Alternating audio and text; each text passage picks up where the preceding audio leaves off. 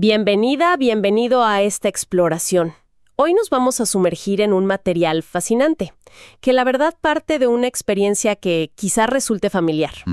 Esa sensación de tropezar con la misma piedra una y otra vez. Sí, ¿no? sí. A pesar de que uno de verdad quiere avanzar. Sí, totalmente. Los textos que tenemos sobre la mesa abordan esta resistencia desde un ángulo muy particular, con una pregunta central.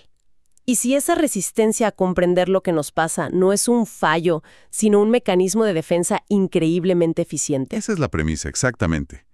Los documentos que se titulan La resistencia del ego a la comprensión profunda proponen que eso que llamamos ego no es un enemigo que busca nuestro mal. Ajá.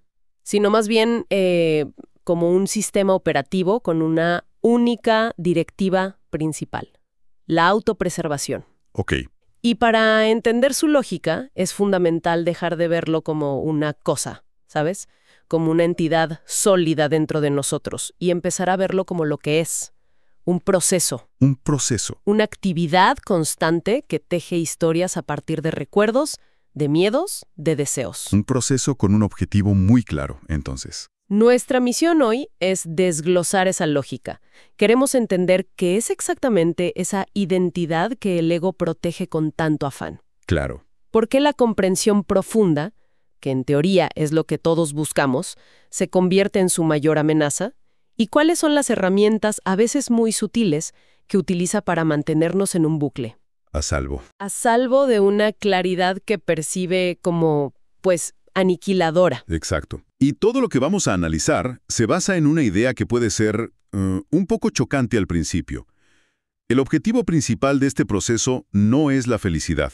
Vaya. Ni la verdad, ni el crecimiento. Es simplemente la continuidad. Seguir existiendo.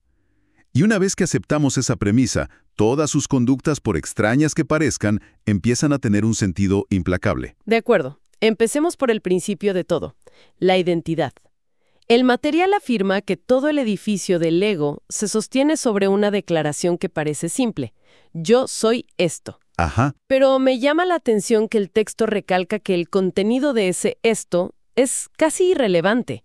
Podría ser: soy una persona exitosa, o, no sé, soy alguien a quien la vida ha tratado injustamente. La mecánica es la misma. Es exactamente la misma. La identidad es el territorio del ego. Piensa en ello como una fortaleza. Lo que importa no es si los muros están hechos de ladrillos de oro o de barro. Sino que haya muros. Sino que los muros existan, que sean sólidos y que delimiten una adentro y una afuera. El ego se aferra a una narrativa, a una historia sobre quién es. Y una vez que esa historia está establecida, su trabajo es buscar constantemente pruebas que la confirmen. Ahí es donde entra una frase del texto que me pareció, potentísima. La identidad no busca bienestar, busca permanencia. Es que es la clave de todo. Esto es profundamente contraintuitivo. Sugiere que el sistema prefiere un dolor que ya conoce Sí. a una paz desconocida. Claro. Prefiere ser el que siempre fracasa si esa historia es estable, antes que aventurarse en la incertidumbre de no saber quién es. Porque la permanencia es predecible. La incertidumbre, en cambio, es un vacío. Y para este mecanismo, un yo doloroso es infinitamente mejor que un no yo. Claro. La historia personal, sobre todo si es dramática, llena de agravios, de luchas, de logros monumentales o fracasos épicos, genera una enorme carga emocional. Y esa emoción es el combustible del ego. Entiendo. Por eso, una experiencia que valida la historia de «a mí siempre me pasa esto» es, desde su perspectiva, una victoria. No una victoria para la persona, claro está. No, para el mecanismo. Sino para la continuidad del mecanismo. El objetivo no es sanar la herida, sino usarla para reforzar el mudo. Vale. Si aceptamos que el objetivo primordial del ego es la permanencia de esa historia, de esa identidad fija, entonces puedo empezar a ver por qué la comprensión se convierte en el villano de la película. Exacto. Porque comprender de verdad algo, verlo con una claridad total, inevitablemente lo cambia, lo disuelve. El texto usa una analogía que me parece muy clara. La comprensión es como una luz potente que se dirige hacia una sombra. La luz no lucha contra la sombra, no la ataca.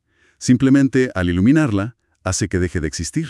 Ya. De la misma manera, cuando uno comprende de verdad un patrón de conducta, por ejemplo, por qué sabotea sus relaciones, Ese patrón ya no puede operar en la oscuridad con la misma fuerza.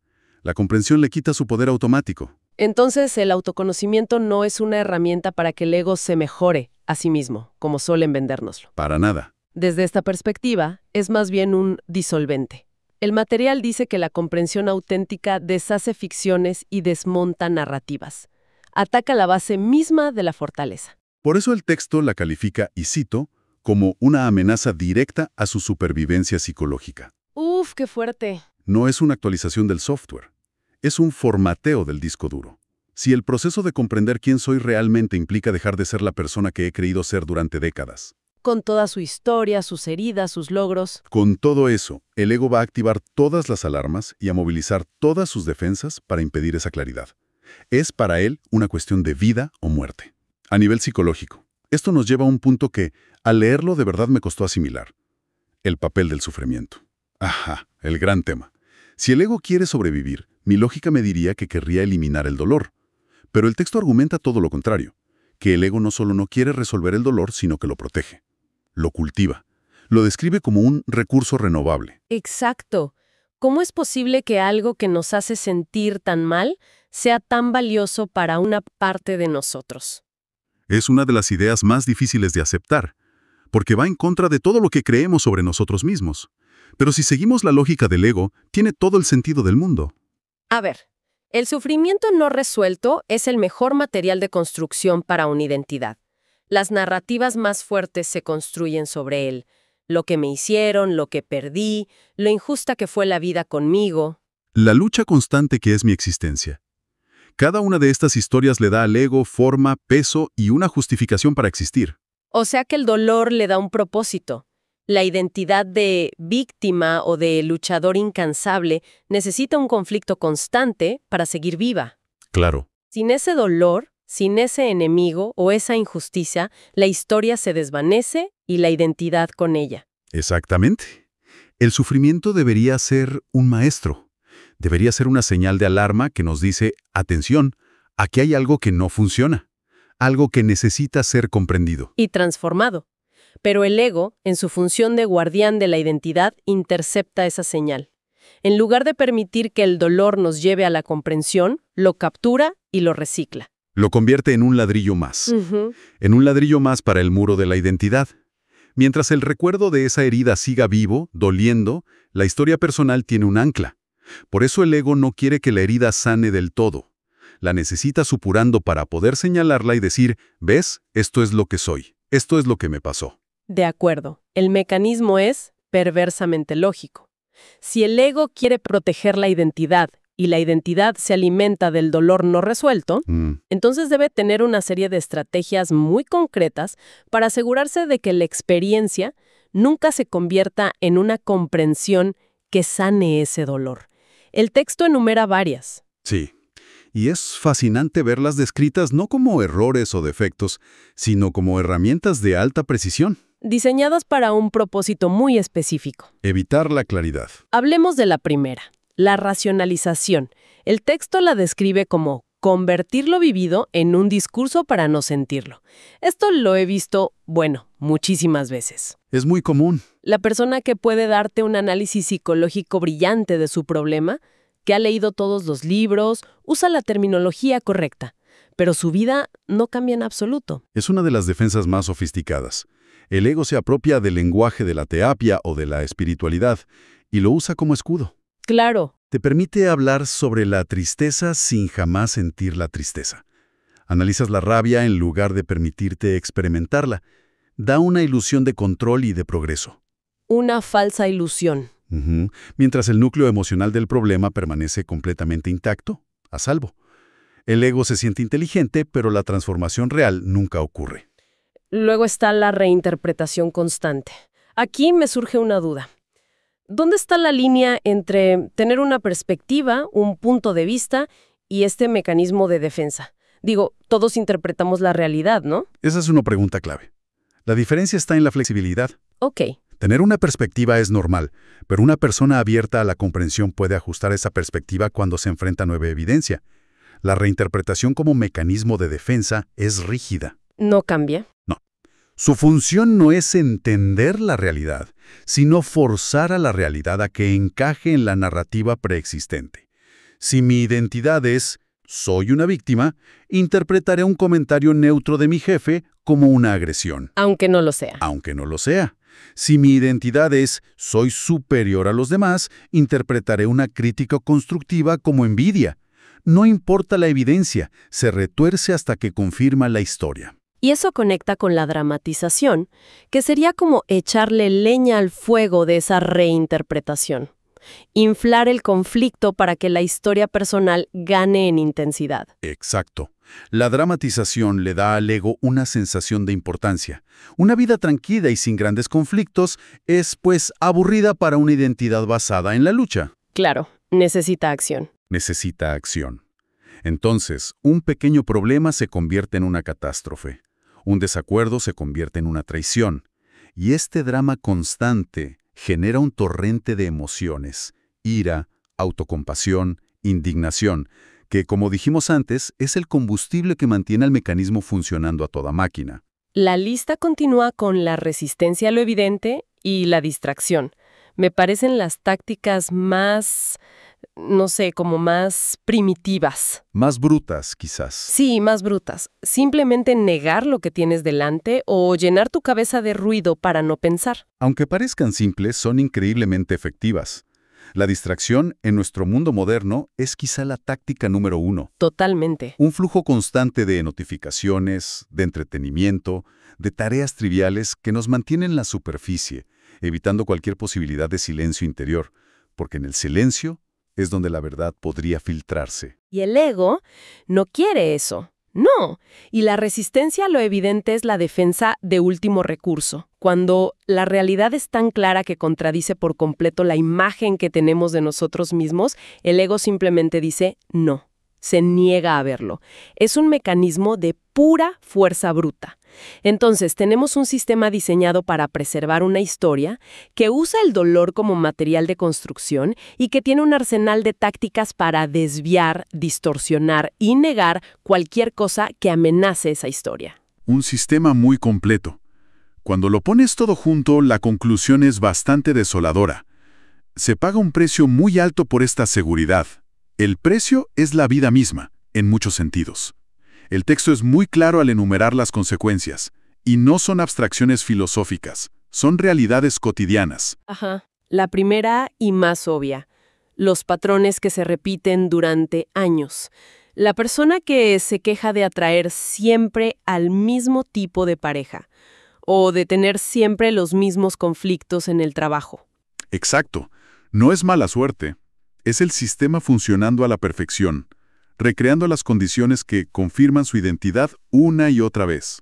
También menciona un sufrimiento que parece no tener explicación, como una especie de angustia de fondo, una insatisfacción que no se puede atribuir a nada concreto.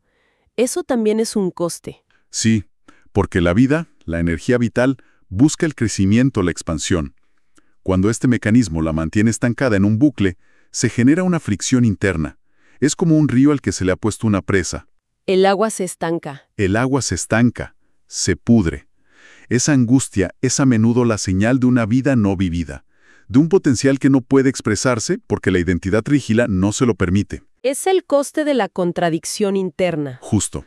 Querer una cosa a nivel consciente, pero hacer sistemáticamente lo contrario por lealtad a la vieja historia. Y creo que el coste final, el más trágico de todos, es el que el texto describe como una vida que avanza sin profundizar. Uf, sí. Se acumulan años, experiencias, viajes, relaciones, pero nada de eso se traduce en sabiduría. La experiencia no enseña, solo se archiva. Se archiva como más evidencia para el mismo viejo cuento. Ese es el gran intercambio. El ego consigue su objetivo, la continuidad. La persona llega al final de su vida siendo fundamentalmente la misma que era a los 20 años. Solo que con más historias que contar. Solo que con más historias. Pero lo logra a costa de la libertad interior, de la evolución, de la sabiduría. Se mantiene la identidad intacta, pero se sacrifica la posibilidad de transformación. Como dice el texto, ese es el precio de mantener el ego intacto. Haciendo un balance de todo lo que hemos explorado, la imagen que emerge es la de un mecanismo de supervivencia, no un villano. Exacto. Tiene una lógica interna impecable, aunque sus resultados sean dolorosos. Su misión es proteger la identidad a toda costa. A toda costa. Y para ello, percibe la comprensión clara como una amenaza mortal y despliega todo un sistema para evitarla. Y el punto final que ofrece el material es, en mi opinión, el más revelador de todos. La verdadera comprensión no es algo que el ego pueda usar para hacerse más fuerte o más inteligente. No es una herramienta más. No es una nueva herramienta para su caja. La comprensión, cuando es auténtica, opera a un nivel completamente diferente. Lo desmantela. Lo vuelve irrelevante. Le quita sus armas principales, la narrativa y la resistencia. Hay una frase final en los textos que resume esto de forma contundente y casi poética. Sí, es la conclusión de todo el argumento. Dice, comprender es ver sin resistencia. Y ver sin resistencia es dejar de ser quien se creía ser. ¡Wow! Por eso mismo el ego le teme tanto. Porque la comprensión no es una pieza que se añade al puzzle de la identidad. Es la luz que revela que nunca hubo un puzzle, solo piezas sueltas que habíamos forzado a encajar. Entonces, si todo esto es así, si este mecanismo de resistencia es tan automático, tan eficiente y está tan arraigado en un instinto de supervivencia psicológica, esto nos deja con una pregunta fundamental para la reflexión. Si la comprensión es tan amenazante para el sistema y las defensas son tan poderosas, ¿cómo es posible que a veces la claridad se abra paso? Claro. ¿Qué es lo que permite que esa barrera se quiebre, aunque sea por un instante? ¿Se trata de un acto de voluntad, de un esfuerzo consciente por ser mejor? ¿O es otra cosa? ¿O es el resultado de una crisis tan abrumadora que el ego simplemente se ve superado? O, y esta es otra posibilidad, es un proceso completamente distinto. Algo que ocurre no cuando luchamos más fuerte, sino cuando la resistencia, por la razón que sea, simplemente se agota.